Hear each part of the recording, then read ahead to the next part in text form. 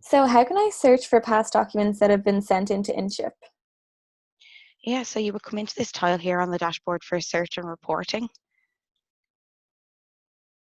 And when you're in here, you can search by multiple different things. As you can tell by the name, it's search and reporting. So you can also generate CSV files of reports of different things. I'll show you in more detail now. So as I was saying, you can search by multiple different things. So just to give you a quick overview, you can search by your supplier, nominal ledger.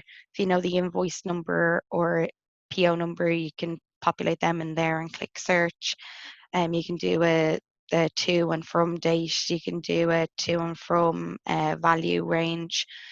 You can search by table item, who sent it in, table item value. If you have notes on it, you can search by your notes.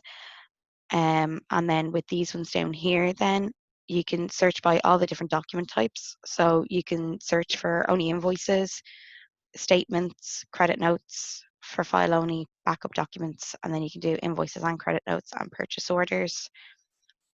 Uh, Under this documents to include, you can see it defaults to all excluding deleted, but if you expand that out, you can do all, so that will include deleted documents as well. So that would be all document types, because you can see that switch to all types. So it'll be all document types that have been deleted. It could be already uploaded, waiting approval, anything like that. You can do only deleted or only rejected. So if you were to accidentally delete a document or reject a document, you can come in here and search for only deleted. If you knew what the supplier was, you could come up here then and select the supplier and click search. You can also search by the document status. So you can see, you can search by all, and then you can see from the list there, you can change it to things such as like awaiting approval or ready for upload, or uploaded. Does that make sense? Yeah, and can I populate any number of fields? Yeah, that's it exactly. So say if you came up here and you wanted to select your supplier, um, if you want to select your supplier, you can do, so say I'll choose Food Network and I want to only see invoices and I only want to see ones that are ready for upload. So you can see I pre-populated 3 there. I did all exclude and deleted. I could do this as all and search. And you can see there I got 2 documents here. I expand that out. You can see there, so they're ready to upload. And if I click on the black page on either of them documents, it will bring me to those documents within the upload folder. Okay, perfect. And you mentioned a report button. What does that do?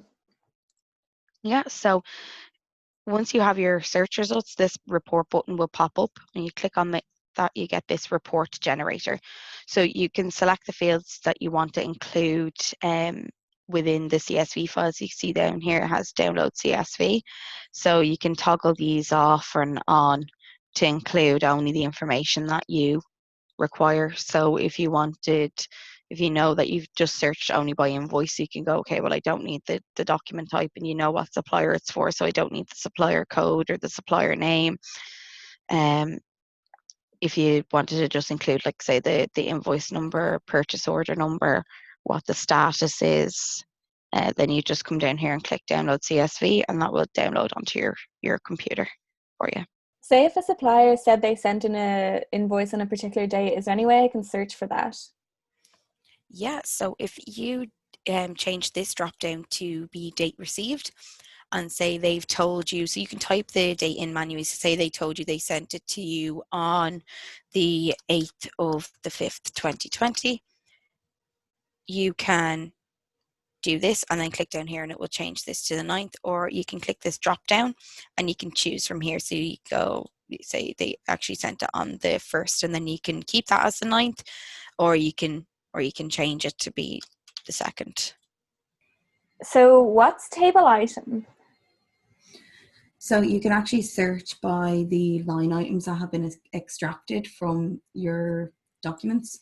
So for example, if I was to say type in pulled beef and click search, So you can see here we're after getting 4 documents from the Food Network.